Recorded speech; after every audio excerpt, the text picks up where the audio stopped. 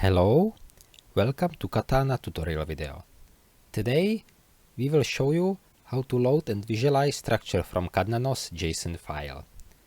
So for this example, we have selected this Xcube file, which is basically 6 double strands arranged in a honeycomb lattice. So let's head to Katana and load this file using structure import and from the local device. And as you can see, Katana detects that this is a Cadnanos based file and asks us to select a lattice type. So in this case, it's honeycomb. And then the Katana also asks us if we want to center the structure at world origin. If we toggle this checkbox, the structure will be centered at the origin, which means that the origin in the world 0 position will be in the middle of the structure. Otherwise, the structure will be positioned based on the lattice only. So for this example, we will not check this button. And then we will click Convert UNF remotely and import. What happens now that Katana converts the Cadnanos structure to UNF on the background and then imports the final UNF file directly into the application. So as you can see, our structure is loaded into the scene. And if you take a look at the workspace, there are actually 2 records. One is our multi-layer structure, and second one is a honeycomb lattice, which is basically the lattice which was used to create this structure. By default, this lattice is hidden, but you can show it if you want to continue some design or modeling operations directly in Katana.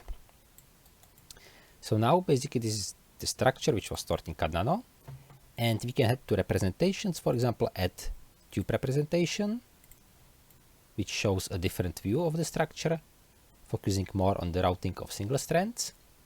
Or we can add, for example, double strand representation, which shows the individual double strands and emphasizes them.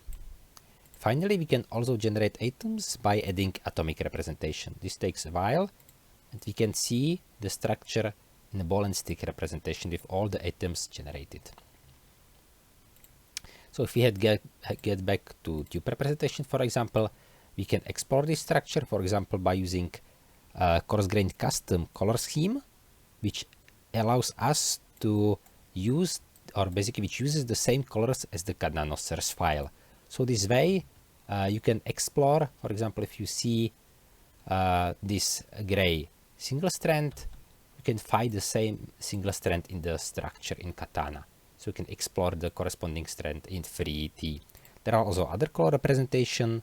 For example, the crossover representation tries to emphasize positions where the strands cross over from one double helix to another. And we can also highlight some specific parts of the structures.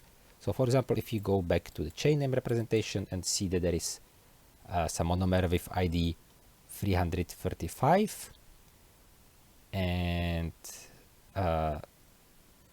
yeah, so for example, if you go 335 to 345, we use, for example, this yellow color, we can highlight subset of the structure. So for example, this way we can highlight some specific parts which were modified. And yeah, so this is our structure as it was loaded. And of course, we can perform some additional operations with this structure. Basically the same operations as with any other structure in Katana, or more precisely, any other coarse-grained structure. So for example, we can duplicate the structure, use our translation gizmo to translate the structure and see that we have now 2 structures. We can again, even for duplicating structure, do tube representation, and now we have 2 structures. We can use, for example, the connect tool to perform the connection from one of the strand ends to another, and this way we will merge the 2 DNA origami structures to one as an example. So this way we can further modify and extend the structure which was loaded from Cadnanos. And after we are done, we can export the structure, for example, to PDB or to UNF or to some other format, and go, for example, to OxDNA simulation using the OxView tool. So this is a basic procedure how to load and visualize Cadnanos structures in Katana, and I wish you a nice day.